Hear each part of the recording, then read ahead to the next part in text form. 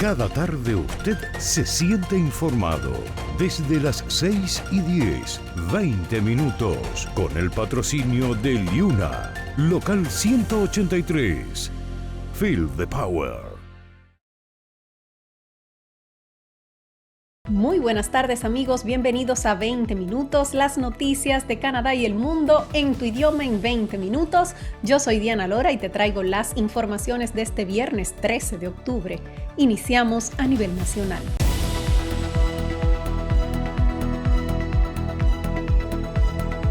Melanie Joly llega a Israel en medio de la evacuación de canadienses. La ministra de Asuntos Exteriores, Melanie Joly, viajó a Israel antes de una posible ofensiva terrestre en Gaza tras los mortíferos ataques de Hamas el fin de semana pasado. Una declaración de la oficina de Joly dice que ella impulsará un esfuerzo conjunto para establecer un corredor humanitario en el territorio que Israel prometió someter a un asedio total para llevar ayuda como alimentos, agua y suministros médicos a los civiles en Gaza.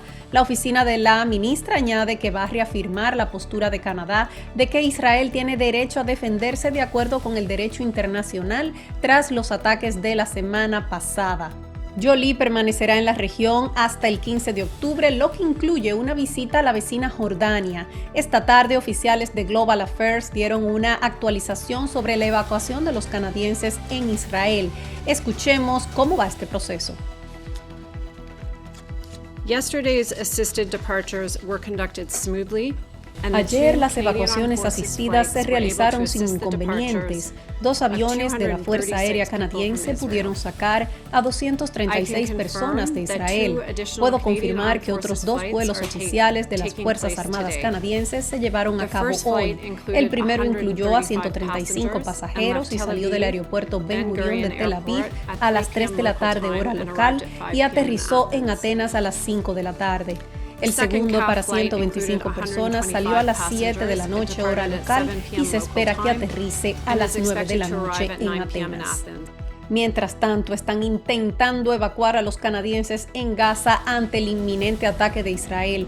Oficiales de Global Affairs explicaron que están experimentando serias dificultades para evacuar a los canadienses en la franja de Gaza. La situación es más complicada dado el bloqueo impuesto por Israel y la advertencia de que la población debe abandonar el norte de Gaza en 24 horas. Esto ha llevado al desplazamiento de más de 1 millón de personas hacia el sur. Escuchemos nuevamente a Global Affairs. We learned this morning that there may be an opportunity for individuals to leave through the Rafah Gate into Egypt tomorrow. Estamos enfrentando dificultades para comunicarnos con los canadienses en la franja de Gaza, dado que no hay electricidad por el bloqueo en curso. Esta mañana supimos que podría haber una posibilidad de que individuos salgan a través de la puerta de Rafah con Egipto mañana entre las 12 y las 5 de la tarde. Estamos en contacto continuo con las autoridades de Egipto e Israel para asegurarnos de que los canadienses y sus familias puedan salir. Estamos trabajando duro con nuestros aliados y las Naciones Unidas para asegurar estas salidas. Nuestra misión en el Cairo está trabajando para asegurarnos de que estos canadienses puedan ser transportados hacia el Cairo para que desde allí puedan regresar a Canadá. Y pasando a otra información, declaran inconstitucional la Ley de Evaluación de Impacto Ambiental. El Tribunal Superior de Canadá dictaminó que la Ley de Evaluación de Impacto Federal, también conocida como el Proyecto de Ley C-69, es en su mayor parte inconstitucional. El viernes, 5 de 7 jueces dictaminaron que el plan de evaluación de impacto ambiental era demasiado amplio y dijeron la protección del medio ambiente sigue siendo uno de los desafíos más apremiantes de la actualidad. Así lo afirmó el presidente del Tribunal Supremo, Richard Wagner. Para afrontar este desafío, el Parlamento tiene el poder de promulgar un plan de evaluación ambiental. Sin embargo, el Parlamento también tiene el deber de actuar dentro del marco de la división de poderes establecido en la Constitución. A pesar de esto, la sentencia dictamina que los artículos desde el 81 al 91 del proyecto de ley que se relacionan con proyectos que se llevan a cabo en terrenos federales sí son constitucionales. Esta tarde, el ministro de Medio Ambiente, Steven Guilbeault, reaccionó a la decisión de la Suprema Corte de Canadá y aseguró que el gobierno tomará en cuenta las observaciones de la Suprema Corte para modificar la ley. Today we accept the court's opinion. It provides new guidance on the Impact Aceptamos la Assessment opinión de la Corte que brinda una nueva guía para la ley de evaluación de impacto y que de manera explícita reafirma el derecho del gobierno de establecer legislaciones de evaluación de impacto en colaboración con las provincias para la protección medioambiental. Ahora tomaremos todo esto para rápidamente mejorar nuestra ley a través del Parlamento. Seguiremos trabajando como lo hemos hecho en 50 años de liderazgo federal en evaluación de impacto.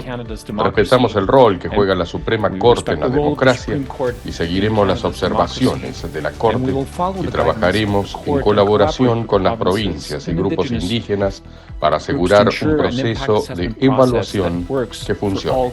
El proyecto de ley promulgado por el Parlamento en el 2019 proporciona un proceso para evaluar los impactos ambientales de proyectos energéticos designados. También permite una mayor consulta y participación pública en la evaluación de cualquier proyecto energético futuro. Sus críticos, que han llamado a esta ley como la ley de no más oleoductos, dicen que el proyecto frena el desarrollo de proyectos energéticos y de explotación de recursos necesarios para la economía. A propósito de esto, la oposición está celebrando este fallo que declara inconstitucional la ley de evaluación. La oposición conservadora ha celebrado hoy el fallo de la Corte Suprema de Canadá que declara inconstitucional la ley de evaluación de impacto ambiental. Danielle Smith, la premier de Alberta, fue una de las más férreas opositoras a esta ley y el año pasado tuvo ganancia de causa cuando envió al Tribunal de Apelaciones de su provincia y este dictaminó que la legislación era inconstitucional. En ese momento, Ottawa apeló la decisión ante el Tribunal Supremo, que ahora también dictamina su inconstitucionalidad. Escuchemos a la premier de Alberta celebrar el fallo. Si creen en la justicia, en el sentido común y en la santidad de la Constitución de Canadá, hoy es un gran día. Estamos extremadamente complacidos con que la Suprema Corte de Canadá haya confirmado la inconstitucionalidad de la destructiva ley del gobierno federal de evaluación de impacto. Esta ley, a la que se ha llamado Ley de No Oleoductos, pero a la que yo prefiero llamar Ley de No Construyan Nada, es una amenaza a nuestra economía y ya es responsable de la pérdida de decenas de miles de millones en inversiones y miles de empleos en nuestro país. Por su lado, el líder conservador Pierre Poilievre también fustigó al gobierno de Trudeau y al NDP por el fallo de hoy.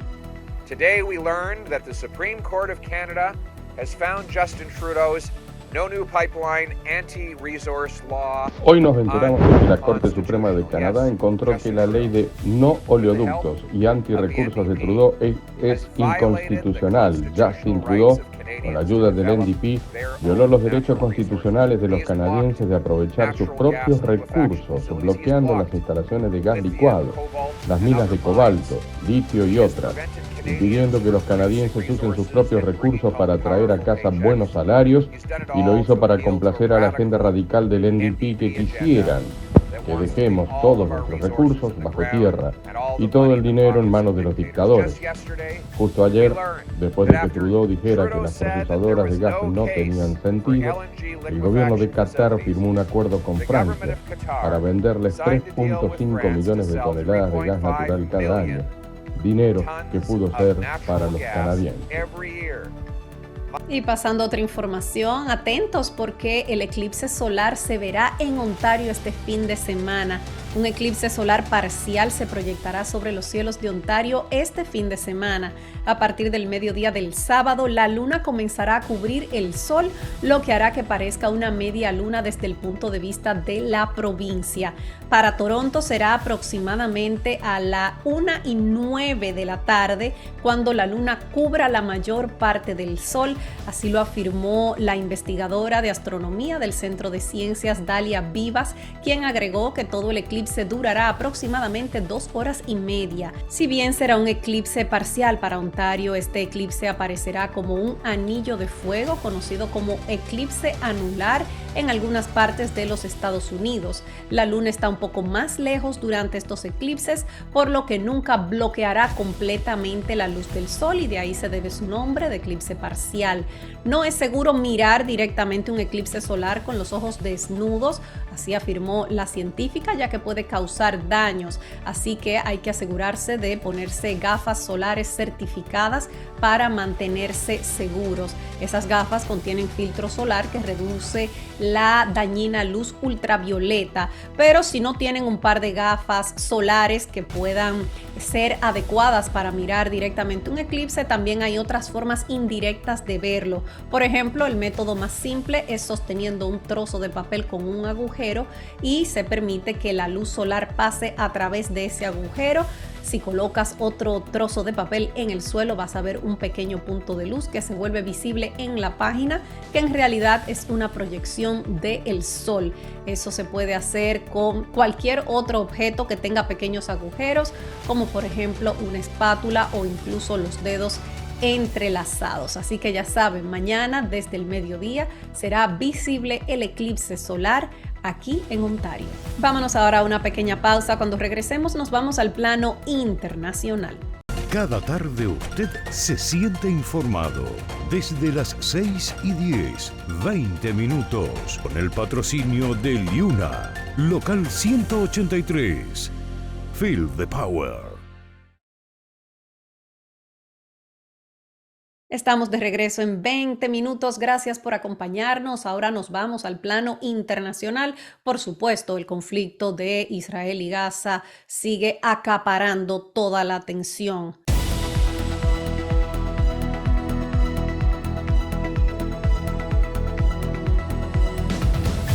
Los palestinos huyen del norte de Gaza ante la inminencia del ataque de Israel. Los palestinos comenzaron un éxodo masivo desde el norte de Gaza en el día de hoy, después de que el ejército de Israel ordenó a alrededor de 1 millón de personas que evacúen hacia la parte sur del territorio asediado, una orden sin precedentes antes de una esperada invasión terrestre contra el grupo militante Hamás. La Organización de las Naciones Unidas advirtió que tanta gente huyendo en masa, que es casi la mitad de la población de Gaza, sería desastrosa e instó a Israel a revertir la orden. Familias en automóviles, camiones, carros tirados por burros llenos de mantas y pertenencias se agolpaban por la principal carretera que sale de la ciudad de Gaza, la ciudad más grande, incluso mientras los ataques israelíes azotaban barrios en el sur de Gaza. Hamás, que llevó a cabo un ataque brutal e impactante contra Israel hace casi una semana y desde entonces ha disparado miles de cohetes, llamó a la gente a permanecer en sus hogares, diciendo que la orden era una guerra psicológica para romper su solidaridad. La orden de evacuación, que incluye la ciudad de Gaza, donde residen cientos de miles de palestinos, provocó un pánico generalizado entre civiles y socorristas que escapaban de las incursiones aéreas israelíes y enfrentan un asedio total y un apagón en todo el territorio. La guerra, que ha causado más de 3.000 muertes en ambos lados, ha exacerbado las tensiones en toda la región. Israel ha intercambiado fuego con la milicia libanesa de Hezbollah, provocando temores de una ampliación mayor del conflicto, aunque esa frontera actualmente está en calma. Y a propósito de esto, hay una situación al borde del colapso en Gaza. La crisis humanitaria de Gaza se profundizó con la advertencia de agencias internacionales de que la gente corre el riesgo de morir de hambre. Aseguran que el combustible podría agotarse en cuestión de horas, mientras Israel continúa con los ataques aéreos, lo que está dificultando el suministro. La Voz de América tiene un amplio reporte. Sin agua, sin electricidad y sin comida. En casi total oscuridad. Continúa el bloqueo de la Franja de Gaza por parte de Israel, como represalia por el ataque de Hamás de la semana pasada. Una situación que las agencias internacionales como la Cruz Roja definieron como posiblemente catastrófica. Si no podemos distribuir lo que tenemos dentro de Gaza, vamos hacia una catástrofe. Pero ya estamos en la catástrofe. Pero aquí vamos mucho más allá y la situación humanitaria se volverá inmanejable. La única central eléctrica de Gaza cerró el miércoles porque el bloqueo impuesto también por Egipto impide el envío de combustible. Y en pocas horas los generadores de emergencia en la franja se podrían quedar sin energía, afectando principalmente a hospitales. Esto ocurre cuando los ataques aéreos israelíes han matado más de 1.400 personas, incluyendo 447 niños, según el Ministerio de Salud de Gaza. Los médicos describen la situación como sin precedentes. No podemos encontrarles camas de hospital. La unidad de cuidados intensivos está llena. Hay quirófanos abarrotados. Algunos de los pacientes y heridos podrían convertirse en mártires en cualquier momento, pero no podemos ayudarlos debido a la gran cantidad y la escasez de instalaciones y medicamentos. La situación es muy crítica. Según las Naciones Unidas, casi 340.000 personas en Gaza han sido desplazadas por el conflicto. El ministro de Energía de Israel dijo que los suministros seguirán bloqueados hasta que se liberen los rehenes. Cuando me despierto, lo primero es que voy a lavarme la cara, pero no hay agua, ni siquiera para ducharme hay agua. Vamos de baño en baño a buscar agua. Hamas ha rechazado la propuesta de abrir un corredor humanitario para llevar a los civiles a un lugar seguro en Gaza, porque dijo que obligaría al pueblo palestino a abandonar su patria e implicaría un nuevo éxodo y la búsqueda de refugio. Jacopo Luzzi, Voz de América. Y pasando a otro tema, ha muerto el mayor asesino en serie de niños de Colombia. Luis Alfredo Garavito, el hombre condenado por abusar y asesinar a cerca de 200 niñas, niños y adolescentes, ha muerto en la prisión en la que se encontraba cumpliendo sentencia en la ciudad de Valledupar, en el norte de Colombia, según ha confirmado el Instituto Nacional Penitenciario Carcelario.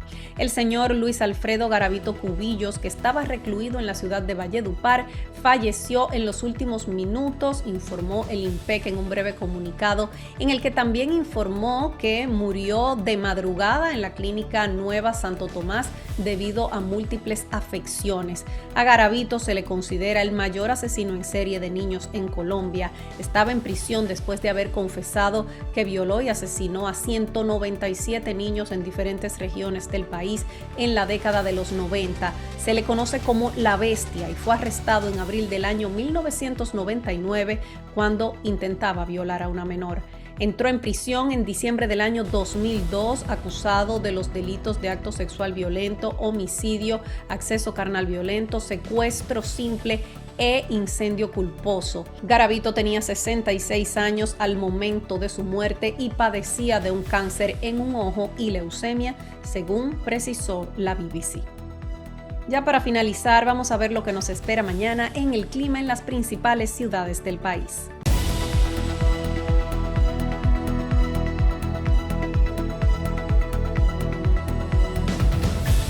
Mañana en Toronto tenemos lluvias pronosticadas con una temperatura máxima de 13, mínima de 6 grados. En Ottawa estará nublado, máxima de 14, soleado en Montreal con máxima de 16 grados.